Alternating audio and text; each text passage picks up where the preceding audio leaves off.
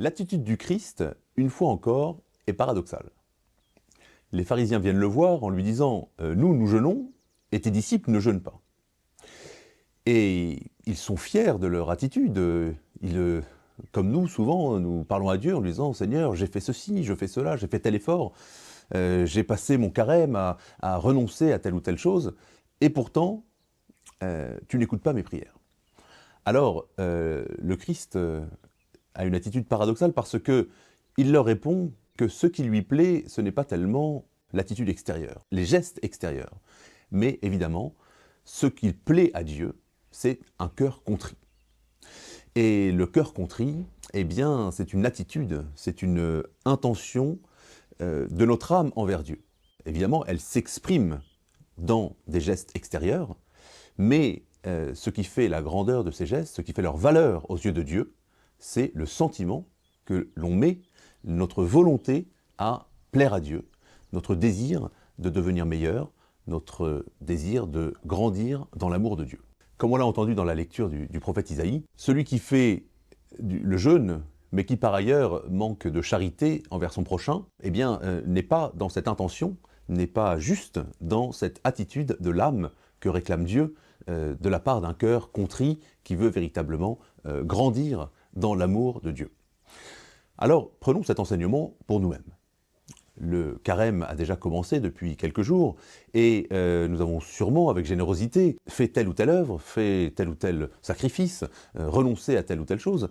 Mais qu'en est-il de notre cœur? Qu'en est-il de notre désir de suivre le Christ sur le chemin de la croix?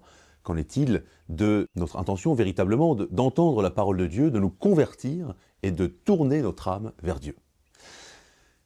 Faisons donc un bilan au bout de quelques jours déjà de carême en nous demandant si les efforts que nous avons faits, nous les avons vraiment faits par générosité.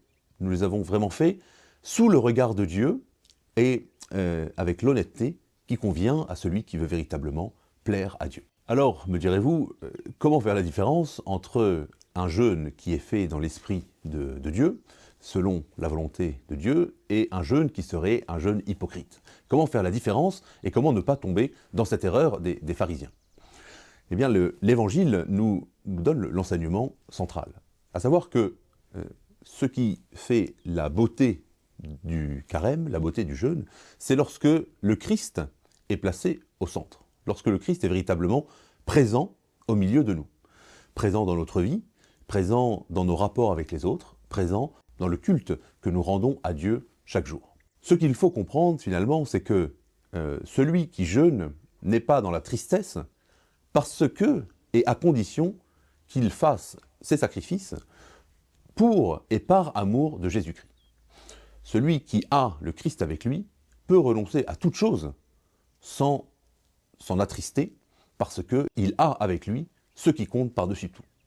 C'est l'enseignement, d'ailleurs, que nous donnent tous les grands saints, tous les grands religieux, tous ceux qui ont abandonné le monde, y compris les grands ascètes, ceux qui sont partis dans le désert, ceux qui ont tout abandonné, que ce soit les carmélites, que ce soit des franciscains, des franciscaines, tous ces religieux qui ont quitté le monde pour s'attacher à la seule chose qui en vaille la peine, à savoir notre Seigneur Jésus-Christ.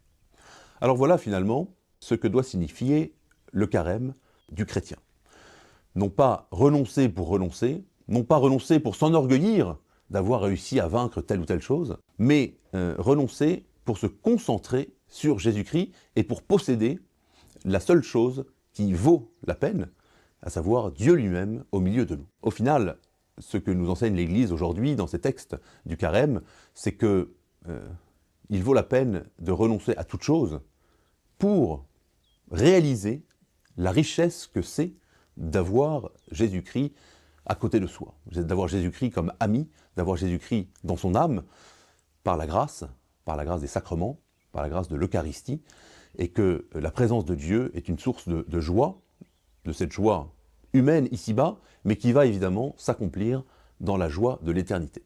Voilà ce à quoi nous sommes appelés, à quitter toutes les choses matérielles, toutes les choses finies, toutes les choses secondaires, pour finalement au ciel n'avoir que Dieu, parce que nous savons que ce Dieu est infini, il est parfait, et il réjouit il rassasie totalement notre cœur. Concluons cette courte méditation par une prière en demandant à Dieu de venir, pendant ce temps de carême, nous libérer de toutes ces chaînes qui nous rattachent au monde et qui nous empêchent de nous élever vers la plénitude de sa présence. Seigneur Jésus, faites de ce temps de carême un temps de conversion pour mon âme, un temps de renoncement, un temps pendant lequel je pourrais me libérer de ces chaînes qui me raccrochent à la matière, au monde, au plaisir, afin de libérer mon âme et de la faire grandir dans votre amour, dans votre présence. Le péché, ma faiblesse, mes blessures font que je m'attache trop à ces choses du monde que vous m'avez données néanmoins pour mon bonheur.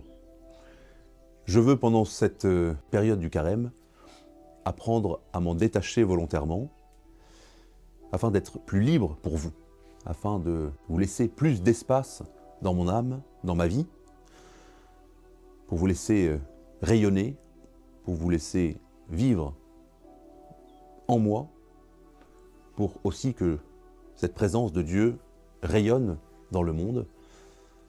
Voilà ce que je vous demande, que mon jeûne, mes sacrifices, mes renoncements soient faits d'un cœur sincère. Venez me transformer intérieurement, Seigneur, afin de rendre mon cœur semblable au vôtre. Alors pour aujourd'hui, prenons la résolution de faire un petit sacrifice de jeûne, renoncer à quelque chose, mais en cachette. Que ce à quoi nous renonçons, que ce soit dans le repas, que ce soit dans la qualité de la nourriture, que ce soit dans le temps d'écran, toutes ces choses qui nous occupent et qui gâchent notre vie chrétienne, eh bien, faisons-le aujourd'hui de façon discrète, sans que personne ne le voie, pour que ce renoncement soit véritablement une conversion du cœur vers Jésus-Christ, et non pas une recherche de satisfaction personnelle. Découvrez la chaîne YouTube et le compte Instagram de l'abbé Mathieu Raffray en lien en description.